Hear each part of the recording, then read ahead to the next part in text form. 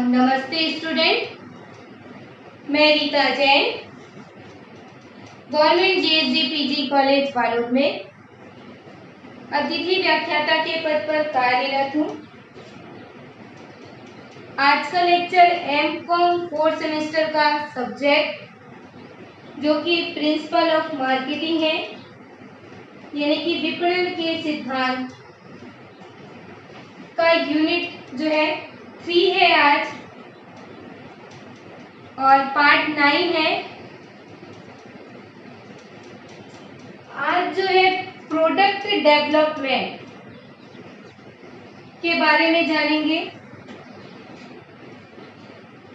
Student, इसके पहले के लेक्चर में मैंने आप लोगों को प्रोडक्ट से रिलेटेड बहुत सारी जानकारी दी थी। उसी क्रम में आगे बढ़ते हुए आज जो है प्रोडक्ट डेवलपमेंट क्या होता है उसके बारे में जानेंगे। पहले का पार्ट अगर आप लोगों ने नहीं देखा होगा तो स्टूडेंट आप जो है इसके पहले के लेक्चर जरूर देख लेंगे, जिसमें मैंने आप लोगों को प्रोडक्ट से रिलेटेड बहुत सारी जानकारी दी थी कि प्रोडक्ट क्या होता है, प्रोडक्ट लाइन क्या होता है, प्रोडक्ट का क्लासिफिकेशन किस प्रकार से किया गया है, उसकी ब्रांड पैकेजिंग लेबलिंग क्या होती है, प्रोडक्ट लाइफ साइकिल क्या होता है, प्रोडक्ट मिक्स क्या होता है, प्रोडक्ट सिंप्लीफिकेशन, प्रोडक्ट डाइवर्सिफिकेशन और मेजर प्रोडक्ट जो होता है उसके संबंध में किस प्रकार से डिसीजन लिया जाता है। तो उसी क्रम में आगे बढ़ते हुए सबसे पहले अपन जो है प्रोडक्ट डेवलपमेंट के बारे में जानेंगे। तो इससे पहले मैं आप लोगों को प्रोडक्ट प्लानिंग के बारे में बताऊंगी, जिससे कि प्रोडक्ट डेवलपमेंट आप लोगों को अच्छे से समझ में आए। अगर आपने पहले का लेक्चर नहीं देखा होगा स्टूडेंट, तो आप जो है सबसे पहले इसके पहले का लेक्चर देख लेंगे, ताकि जो है आज का लेक्चर आप लोगों को अच्छे से समझ में आ जाए। तो देखिए, नियोजन का सिंपली मीनिंग क्या होता है कि भविष्य में क्या करना है इसको वर्तमान में तय करना क्या कहलाता है, प्लानिंग कहलाता है। नियोजन में क्या होता है कि भविष्य की ओर देखा जाता है कि हमें कहाँ जाना है, हम क्या करना चाहते हैं, अगर हमें कठिनाइयाँ आएगी तो उसका सामना हम कैसे करेंगे। तो उसी प्रकार से जो मार्केटिंग है उसके भी नियोजन की यही प्रक्रिया है।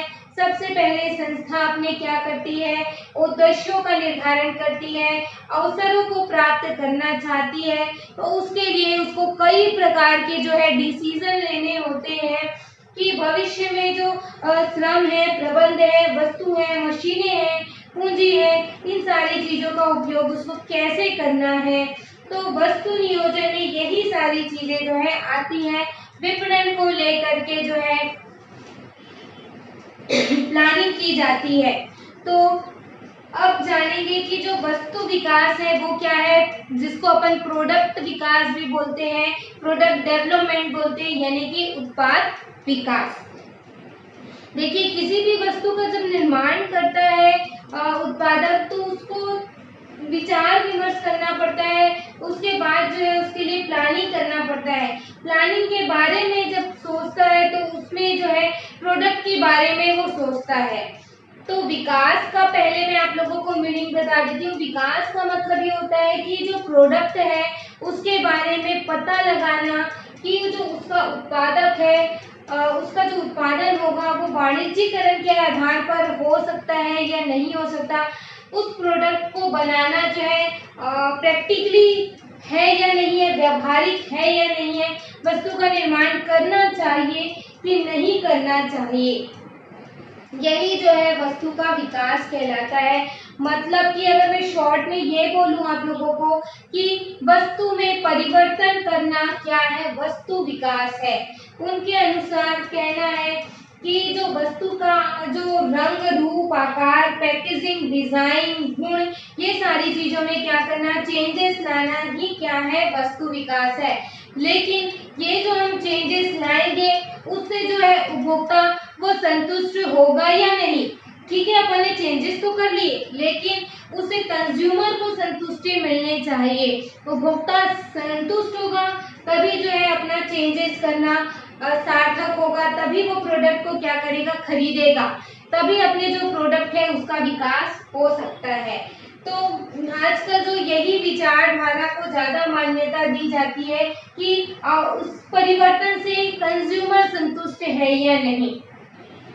तो वस्तु विकास का मैं आप लोगों का होल मीनिंग बताऊं, पूरा मीनिंग बताऊं। वस्तु विकास मतलब ये होता है, उत्पाद विकास, प्रोडक्ट डेवलपमेंट का मतलब ये है कि उत्पाद लाइन, जो उत्पाद पंक्ति है उसमें नई वस्तु को क्या करना, जोड़ना, या फिर जो वस्तु चालू है उसके डिजाइन में, उसके आकारों में, उसके उपयोगों में, उसके पैकेजिंग में क्या करना, सुधार करना, या फिर जो है उस वस्तु को जो है उसके प्रोडक्ट लाइन में से क्या करना, हटा देना।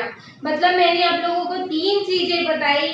प्रोडक्ट डेवलपमेंट का मीनिंग यही है कि जो प्रोडक्ट लाइन है, उत्पाद पंक्ति है, उसमें या तो नई वस्तु को जोड़ो या फिर उस वस्तु को हटा दो जो आपको लाभ नहीं दे रही है, या फिर जो वस्तु है अभी आपके पास उसके जो डिजाइन है, आकार है, प्रयोग है, उसमें क्या करना, परिवर्तन करना, उसमें क्या करना और सुधार करना, जिससे कि क्या हो, उपभोक्ताओं को संतुष्टि हो। यही जो है उत्पाद विकास कहलाता है। पहले मैंने आप लोगों को शॉर्ट में यही मीनिंग बताया था। उत्पाद विकास मतलब क्या होता है कि उस प्रोडक्ट में क्या करना, चेंजेस लाना। लेकिन ये जो मीनिंग है वो शॉर्ट हो जाता है। इसमें 3 बातें शामिल है। पहला, केवल जो चालू वस्तु है उसमें चेंजेस न करके नई वस्तु को जोड़ना, या फिर उस वस्तु को ही क्या करना, वहां से निकाल देना, हटा देना। ये भी जो है वस्तु विकास के अंतर्गत आता है। तो आप जो है शॉर्ट मीनिंग को ध्यान में न रख के आप उसका जो है सही मीनिंग और पूरे मीनिंग को जानेंगे, जिसमें वस्तु विकास मतलब यही है कि जो प्रोडक्ट लाइन है उसमें से नई वस्तुओं को, नए प्रोडक्ट को जोड़ना, या फिर जो चालू प्रोडक्ट है उसमें क्या करना, डिजाइन में, आकार में, प्रयोग में, पैकेजिंग में सुधार करना, या फिर प्रोडक्ट लाइन में से उस प्रोडक्ट को क्या कर देना, हटा देना। और भी विद्वानों ने परिभाषा दी है, क्योंकि जो विद्वान है वो अपने अपने हिसाब से परिभाषा देते हैं। जैसे एक विद्वान ने ये बताया कि भाई प्रोडक्ट के बारे में आप अनुसंधान करिए, इंजीनियरिंग करिए, डिजाइन बनाइए, और ये सारे जो टेक्निकल क्रियाएं जो है, तकनीकी क्रियाओं को करना ही क्या है, प्रोडक्ट डेवलपमेंट है। बट ये परिभाषा बहुत शॉर्ट है। और भी विद्वानों ने बताया, जिसमें एक विद्वान ने तो ये बताया है कि जो प्रोडक्ट डेवलपमेंट है वो एक प्रक्रिया है जिसमें क्या किया जाता है, एक निश्चित अवधि में, लगभग 1 साल की अवधि में क्या है, प्रोडक्ट में जो है नए वस्तु जोड़े जाते हैं और चालू वस्तु को क्या हटा दी जाती है, या फिर उसमें संशोधन किया जाता है।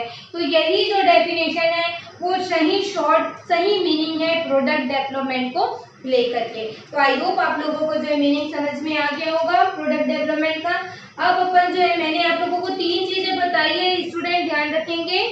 नए प्रोडक्ट में को जोड़ना, या फिर उसको हटाना पुराने प्रोडक्ट को, या फिर प्रोडक्ट में संशोधन करना।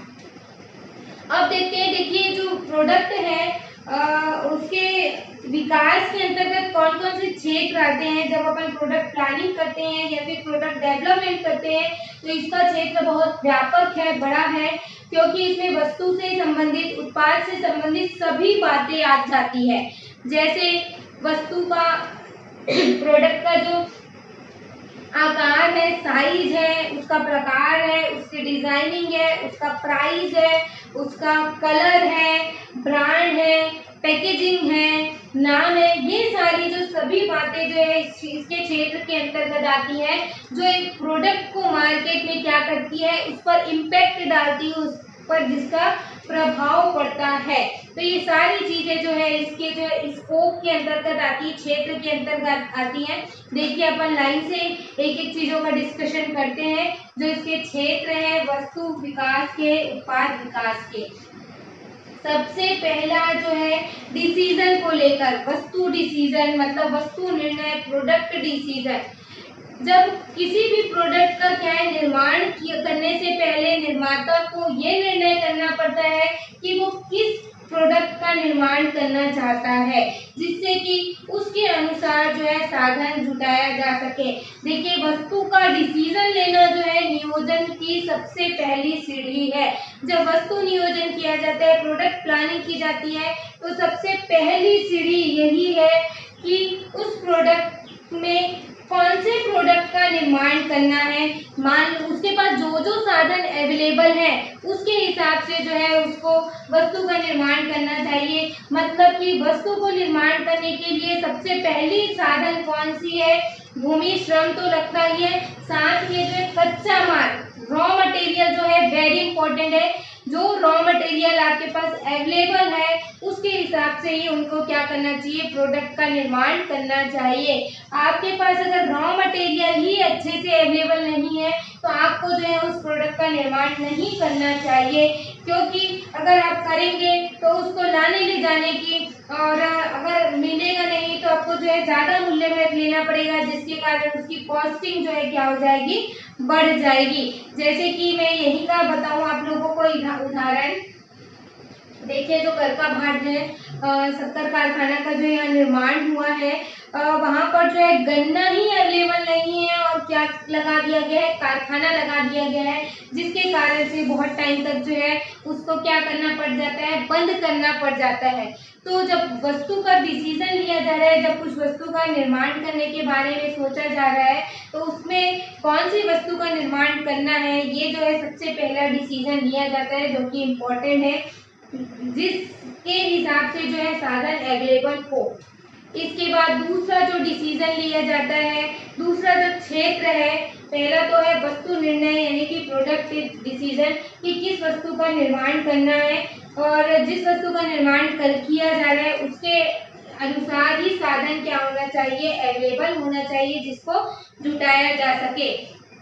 इसके बाद जो प्रोडक्ट डेवलपमेंट है उसके अंतर्गत दूसरी चीज आती है वस्तु डिजाइन और आकार, design and size of the product. मतलब प्रोडक्ट की डिजाइन और जो आकार है वो भी जो है वस्तु विकास के अंतर्गत आती है, क्योंकि डिजाइन का मतलब क्या होता है कि जो प्रोडक्ट है उसका जो स्ट्रक्चर है, उसकी बॉडी है, उसका जो मतलब उसका जो शक्ल है, उसका रंग रूप है, उसकी जो स्मेल है, ये सारी चीजें जो है आती है। और आकार का मतलब क्या होता है, उस वस्तु की आकृति। आकृति कई प्रकार की हो सकती है, छोटी हो सकती है, बड़ी हो सकती है, मीडियम साइज की हो सकती है। तो वस्तु का विकास भी के क्षेत्र के अंतर्गत वस्तु का डिजाइन भी आता है, कि वस्तु का डिजाइन किस प्रकार से होगा और उसका जो है आकार किस प्रकार से होगा, ये भी जो है प्रोडक्ट डेवलपमेंट का क्षेत्र है।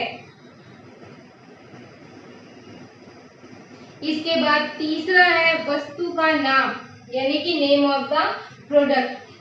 वस्तु के विकास के अंतर्गत प्रोडक्ट विकास में वस्तु का नाम भी आता है, कि वस्तु के नाम का मतलब ये है कि वस्तु का नाम क्या करना, तय करना, और नाम ऐसा होना चाहिए जिसको कि आसानी से क्या किया जा सके, याद किया जा सके और उसको जो है याद रखा जा सके और साथ ही उसको बोला जा सके, पुकारा जा सके। जो वस्तु की क्वालिटी है और निर्माता है उसके नाम को क्या करती है, ये प्रदर्शित करती है। तो उसके हिसाब से जो है उसका नाम डिसाइड करना चाहिए उस प्रोडक्ट का जो है, ताकि जो प्रोडक्ट है आपका क्या हो सके, अच्छे से ग्राहकों को जो है संतुष्ट उससे किया जा सके। तो प्रोडक्ट के अंतर्गत उसका नाम जो है इम्पोर्टेंट है। जैसे कि कई नाम आते हैं जिसको जो है ठीक तरीके से बोला भी नहीं जा सकता है और उसको याद नहीं रखा जा सकता है, तो ऐसा जो है नाम नहीं रखना चाहिए।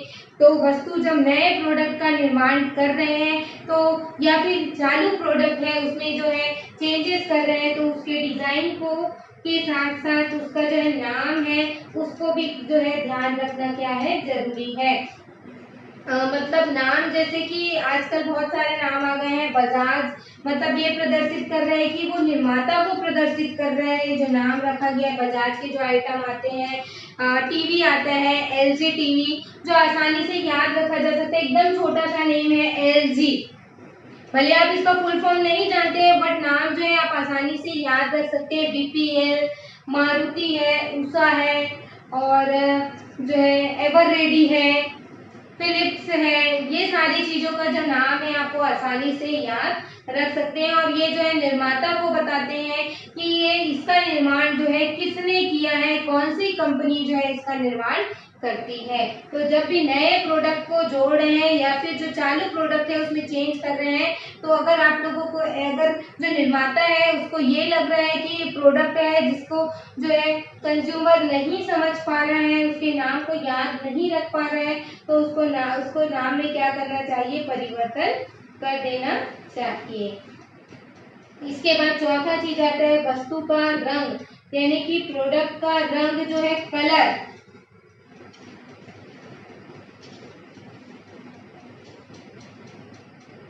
जो कलर है प्रोडक्ट का, यदि जो बाजार का जो प्रोडक्ट है वो बाजार निर्माता बाजार है, तब तो ज्यादा उसको जो है कलर को ध्यान में रखने की आवश्यकता नहीं पड़ती। लेकिन अगर जो कुछ प्रोडक्ट ऐसे होते हैं जो कंज्यूमर के लिए होते हैं, कुछ प्रोडक्ट जो है औद्योगिक यूज के लिए होते हैं, तो औद्योगिक यूज में तो ज्यादा जरूरत नहीं पड़ती, लेकिन उपभोक्ताओं की रुचि को ध्यान में रखना क्या है, जरूरी है। तो जो भी रंग जो वस्तु को बेचने में क्या हो, इजी हो। भारत में जो अधिकांश वस्तुएं होती है वो निर्माता बाजार की ही है, लेकिन कुछ वस्तुओं में जो है परिवर्तन भी दिखाई दे रहा है, जिसके कारण से उसका रंग जो है इम्पोर्टेंट हो गया है। रंग को, कलर को ध्यान में रख करके उसका जो है विकास किया जा सकता है प्रोडक्ट का। इसके बाद आता है पांचवा पॉइंट वस्तु का मूल्य, मतलब प्राइस ऑफ द प्रोडक्ट, यानी कि वस्तु का मूल्य, प्रोडक्ट का मूल्य जो है वस्तु के विकास में बहुत ही महत्वपूर्ण तत्व है। क्योंकि यदि अगर प्राइस प्लानिंग में किसी प्रकार की गलती हो जाती है, भूल हो जाती है, तो जो व्यवसायी है उसका पूरा प्रयत्न क्या हो जाएगा, असफल हो जाएगा। तो प्राइस प्लानिंग, प्राइस डेवलपमेंट करते समय भी वस्तु की मांग जो है, उपभोक्ताओं की मांग, उनकी जो चयनशीलता है और कंपटीशन है, उपभोक्ता की क्षमता कितनी है, साथ ही जो वितरण माध्यम है, वितरण के तरीके ज्यादा हैं कि कम है, किस प्रकार से जो है वस्तु को वितरण के माध्यम का चयन किया जा रहा है, साथ ही अगर वस्तु के मूल्य में किसी प्रकार का जो है सरकारी प्रतिबंध तो नहीं है। इन सारी चीजों को ध्यान में रख करके वस्तु का जो है प्राइस डिसाइड करना चाहिए, जिससे कि जो प्रोडक्ट है उसका डेवलपमेंट हो सके। तो ये भी इम्पोर्टेंट है स्टूडेंट, वस्तु का प्राइस डिसाइड करना, उस प्रोडक्ट के मूल्य के ऊपर ये सारी चीजें क्या करती है, डिपेंड करती है। इसके बाद आता है छठवां पॉइंट है वस्तु का ब्रांड और पैकेजिंग और लेबलिंग। साथ में लेबलिंग ये है, ब्रांड, पैकेजिंग और लेबल ऑफ द प्रोडक्ट। मतलब जब वस्तु का विकास कर रहे हैं तो वस्तु का जो ब्रांड है, उसकी पैकेजिंग है, लेबल को भी तय करना पड़ता है। क्योंकि ब्रांड क्या होता है, एक प्रकार का चिन्ह होता है, एक प्रकार का साइन होता है, जो वस्तु को याद रखने के लिए और साथ ही ग्राहक उस वस्तु को आसानी से क्या कर ले, पहचान करके उसको खरीद ले, उसके लिए ये इम्पोर्टेंट होता है ब्रांड। क्योंकि आजकल जो हमारी वस्तुएं खरीदी जाती है ब्रांड की ही खरीदी जाती है, क्योंकि उपभोक्ता ये मानते हैं कि अगर कोई इस ब्रांड का खरीदेंगे, मान लो एक बार उपभोक्ता के मन में ये छवि बन गई कि इस ब्रांड का जो प्रोडक्ट है वो अच्छा होता है, तब तो फिर उपभोक्ता जो है, कंज्यूमर जो है, उसी ब्रांड का ही प्रोडक्ट खरीदता है, चाहे उसका प्राइस कितना भी क्यों ना हो। क्योंकि ये एक बार जो ब्रांड अगर उसकी छवि बन जाती है तो प्रोडक्ट जो है उसी का खरीदता है। तो प्रोडक्ट के संबंध में जो है ब्रांड बहुत इंपॉर्टेंट है। पैकेजिंग ये भी बहुत इंपॉर्टेंट है, जिससे कि पैकेजिंग के कारण वस्तु को लाने ले जाने में सुविधा हो, उसको खराब होने से बचाया जा सके, और जो मध्यस्थ है उनकी जालसाजी को भी क्या कर सके, रोका जा सके, तो वस्तु के विज्ञापन के लिए भी इजी हो। तो जो भी बेचा जा रहा हो प्रोडक्ट, उसके संबंध में जो है पैकेजिंग भी इम्पोर्टेंट है। इसके बाद है लेबलिंग। तो लेबल भी वस्तुओं पर लगाया जाता है, जिससे कि उसके पैकेजिंग और वस्तु में जो है किसी प्रकार का, साधारणतः ये कागज का होता है जो वस्तु के गुणों को बताता है और उसमें वस्तुओं की मात्रा को बताता है और उसके ब्रांड, ये सारी चीजें जो है लेबलिंग में रहती है। तो जब वस्तु को नया वस्तु बनाया जा रहा है तो इन सारी चीजों का ध्यान रखना चाहिए। इसके बाद 7वां पॉइंट आता है वस्तु के नए प्रयोग, new use of the product. वस्तु के जो नए नए यूज है उसका भी पता लगाना चाहिए। ये भी जो है प्रोडक्ट डेवलपमेंट का ही पार्ट है। नए प्रयोग का मतलब ये है कि वस्तु जो है और किन किन कार्यों में आ सकती है। आप जो है मान लो कोई प्रोडक्ट है, उसके 4 से 5 यूज बता दिए तो कंज्यूमर क्या हो जाता है, खुश हो जाता है। हम एक प्रोडक्ट खरीद रहे हैं, उससे हमको 5-5 फायदे हो रहे हैं। तो इससे जो है वो खुश होकर क्या करते हैं, उस प्रोडक्ट को खरीदने के लिए जो है आकर्षित हो जाता है। तो इसके लिए भी जैसे अनुसंधान करवाते हैं जो कि उपभोक्ता और वस्तु दोनों के बारे में जो है हो सकता है। तो वस्तु के नए प्रयोगों को भी जानना चाहिए। एक साथ 4 फायदे, एक साथ 5 फायदे हो तो कंज्यूमर जो है उसको खरीदने के लिए अट्रैक्ट हो सकता है। तो जब नई वस्तु को जोड़ा जा रहा है तो जो चालू वस्तु में सुधार करना है तो नए प्रयोगों को भी ढूंढ करके क्या किया जा सकता है, उसका विकास किया जा सकता है। इसके बाद 8वां पॉइंट आता है वस्तु की गारंटी सेवा, यानी guarantee service of the product. वस्तु जब डेवलपमेंट कर रहे हैं तो ये लास्ट काम है कि उपभोक्ताओं को गारंटी दी जाती है कि यह वस्तु जो है जल्दी खराब हो जाएगी तो बदल दी जाएगी, या फिर उसको जो है फ्री में सर्विसिंग जो है करके दी जाएगी। इस प्रकार की जो गारंटी की एक सेवा है जो विक्रय के बाद दिया जाता है। तो गारंटी का मुख्य उद्देश्य ही यही होता है कि इसमें उपभोक्ताओं को क्या किया जाता है, विश्वास दिलाया जाता है, जिससे कि उसको जो है मूल्य का अच्छा जो है कंसिडरेशन मिल जाए, उसको अच्छा प्रतिफल मिल जाए, जिससे ग्राहक जो है वस्तु को खरीद सके। तो इस प्रकार से जो है वस्तु की गारंटी सेवा भी जो है दी जा सकती है, जो कि आप अगर अपने प्रोडक्ट में जो चालू प्रोडक्ट है उसमें आप सुधार कर रहे हैं तो ये भी जो है एक सुधार की जा सकती है कि वस्तु की गारंटी की सेवा देना। तो इस प्रकार से जो है वस्तु की प्लानिंग के साथ साथ जो प्रोडक्ट है उसका डेवलपमेंट, उसको बनाने में, बेचने में ही समाप्त नहीं होता, बल्कि उपभोक्ताओं को संतोष दिलाने का भी कार्य करता है। तो ये 8 पॉइंट है जो कि प्रोडक्ट डेवलपमेंट के अंतर्गत उसके स्कोप है, उसके क्षेत्र है। वस्तु निर्णय, वस्तु का डिजाइन, आकार, वस्तु का निर्माण, वस्तु का रंग, वस्तु का मूल्य, वस्तु का ब्रांड, वस्तु का पैकेजिंग, लेबलिंग, वस्तु के नए प्रयोग और वस्तु की गारंटी सेवा। तो ये सारी चीजें जो है प्रोडक्ट डेवलपमेंट के अंतर्गत आती है। तो ताकि जो उस प्रोडक्ट का क्या हो सके, विकास हो सके। वस्तु विकास का मतलब यही है या तो नया प्रोडक्ट बनाओ या फिर जो प्रोडक्ट लाइन में जो आपको लाभ नहीं दे रहा है उसको वहां से हटा दो, या फिर जो प्रोडक्ट है उसी में ही आप क्या करो, चेंजेस करो, उसके संबंध में सही निर्णय रखो, उसके संबंध में अनुसंधान करवाइए कि जो प्रोडक्ट है वो कंज्यूमर उसको पसंद क्यों नहीं कर रहे हैं, क्या खराबी है, क्या चेंजेस करना है उसके डिजाइन में, उसके आकार में, उसके साइज में, रंग रूप, उसके प्रयोग में, ये सारी चीजों में मॉडिफिकेशन करके जो है वस्तु का विकास कर सकते हैं। देखिए वस्तु का प्रोडक्ट का डेवलपमेंट करना बहुत जरूरी है। अगर आप साल भर से एक ही प्रोडक्ट को चला रहे हैं, एक ही प्रोडक्ट लाइन को बना रहे हैं तो आप मार्केट की प्रतियोगिताओं में सफल नहीं हो सकते, क्योंकि आप ये भी जानते हैं प्रोडक्ट लाइफ साइकिल के बारे में, ये जानते हैं कि जहां आपकी जो है समृद्धि की अवस्था आएगी उसके बाद उस प्रोडक्ट की अवनति की अवस्था भी आना श्योर है। तो उसको मृत्यु की अवस्था में जाने से पहले ही प्रोडक्ट का डेवलपमेंट करना जरूरी है। तो प्रोडक्ट डेवलपमेंट का अध्ययन भी इसी बात के लिए अपने को जरूरी था, क्योंकि जहां अपन ने प्रोडक्ट लाइफ साइकिल को देखा है, वस्तु का विकास करना जरूरी है, तो प्रोडक्ट डेवलपमेंट भी जानना जरूरी है, जिससे कि उस प्रोडक्ट के संबंध में विकास किया जा सके। सो स्टूडेंट, आज की क्लास यहीं पर एंड करते हैं, जिसमें अपन ने जो है प्रोडक्ट डेवलपमेंट के बारे में जाना है, उत्पाद विकास क्या होता है, उसके क्या स्कोप है। इसी क्रम में आगे बढ़ते हुए और भी जो है चीजें अपन प्रोडक्ट को लेकर के देखेंगे। तो आज की क्लास में यहीं पर एंड करती हूँ। अगर आपने पहले के लेक्चर नहीं देखे होंगे तो स्टूडेंट आप पहले का लेक्चर देख लेंगे, ताकि आपको आगे की चीजें जो है वो क्लियर हो जाए। एंड जो है लेक्चर जो है देखते रहिए, और आपका एग्जाम जो है जल्द ही होने वाला है, ये मानकर चलिए। और हो सकता है कि जुलाई ना करके जो है जून के एंड में ही जो है ले लिया जाए एग्ज़ाम। कुछ नहीं कहा जा सकता कब एग्ज़ाम होगा। तो जो है आप अपनी तैयारी जो है निरंतर जारी रखिए। अगर आपको कोई भी लेक्चर चाहिए किसी भी टॉपिक पर तो मुझे ज़रूर बताएं।